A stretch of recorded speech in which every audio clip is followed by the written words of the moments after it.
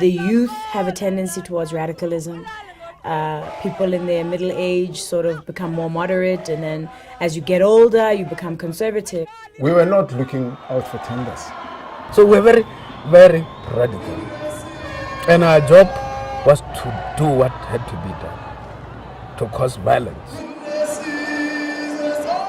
After the June 16, there were 18 people who were tried in Bethal for being instigators of the 1976 June 16.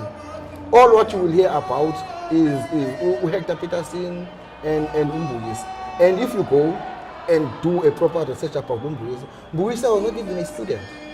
The post-colony is not a paradise. It is not nirvana. The post-colony is a set of political outcomes which still need to be renegotiated so that everybody can find a space to breathe. Well, growing up in the 80s, it was a strange time.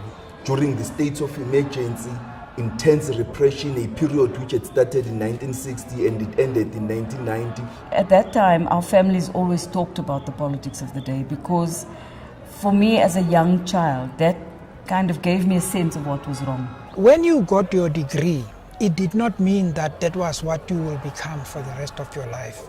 But it also carried with it the capacity to determine your fate, that you will become working class for the rest of your life. So the people were treated as vassals, as these subjects. And so they never would talk back. They were just seen simply as an extension of the tool, extension of the plow, extension of the tractor, to say, I want you up at 4 or whatever time you must work and so on. So I'm just saying, let's look at that historical background. That mindset is still there.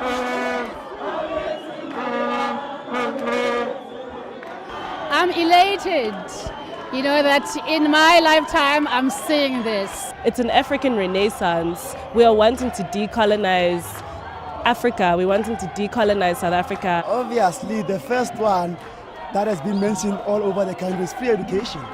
But now we know the institutions will end up saying to us, no, we cannot provide that for you unless the government does it. Many wrong. We've been promised free education in this country since the Freedom Charter, since '94. Every election's come around. I think more than anything, it's very symbolic in reminding this country that, in fact, we do need to be able to have access to these institutions of higher learning so that we can transform this curricula and it can be reflective of its geographical context, which is Africa. The thing that I think we shouldn't lose perspective of is this constitution is not a dead document.